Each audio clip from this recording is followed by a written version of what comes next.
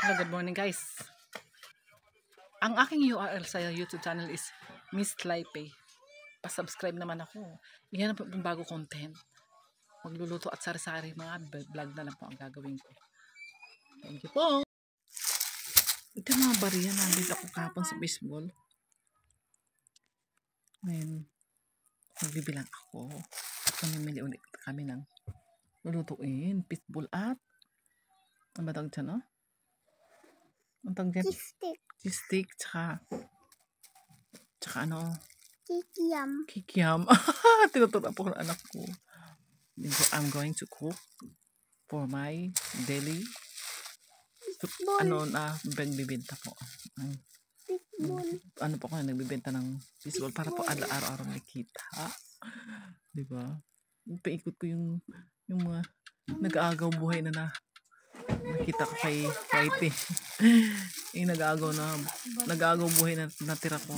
Kinita ko kay Whitey. May nadagdag ako tinda, oh. Kopya. Tapos ito na po yung tinimpla ko. Timpla ni yung sauce ni Manong sauce. Yun lang po yung ingredients ng Manong sauce. Kapag gusto niyo malaman ang ingredients niya, search niyo lang po si Manong sauce. Yung kusinerong pwede din. Basta title lang is Manong sauce. Makukuha nyo na yung timpla niya. Ito na po. At pakukuluan ko lang mo. Papakuluan lang po at hanggang sa lumapot siya. At ganun pa rin po. Sa kahoy pa rin ako. Kasi nga wala tayong tutubuin pagka maggas tayo. Kahoy lang tayo. Kahoy na. Saka lang di uling ginabinag po ng kahoy. Ito na ko yung mga bata. Para may silbi sila. Ayan. Ayan na. Lumapot na po siya.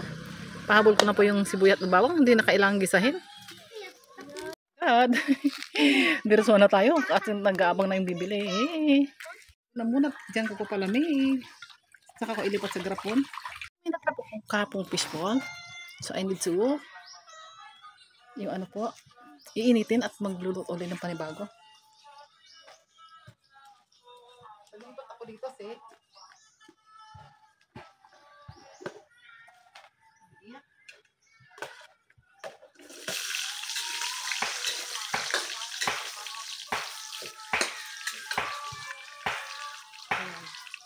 Yan po yung magandang purpose doon. Maganda po ang yung gabang may natirang fishball. Mas maganda yung ilalagay lang sa ref. Kaya advantage po yung may ref tayo.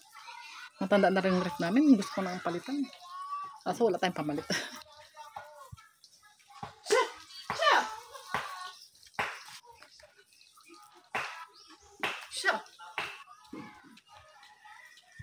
Sunod, bibili ako ng tray na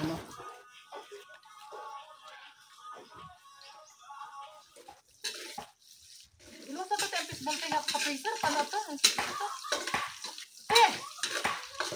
Nasa na ito, te?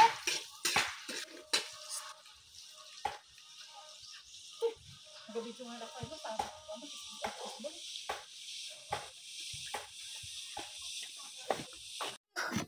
At dito na konti na lang natira. Kasi nga po, ang sauce po ng cheese stick is ito. Cheese siya. Talagang sadya na po na bumili ako ng cheese. Kaya masipag talaga. Mas maganda pag itong ganun. Yung punan ko na 1,000. Nakabili na yung dagdag pa nindahan. Kopya! Isang pantis may 20 pesos din naman akong tutubuin dyan. Ganyan. So in my vlog po. See you po next time.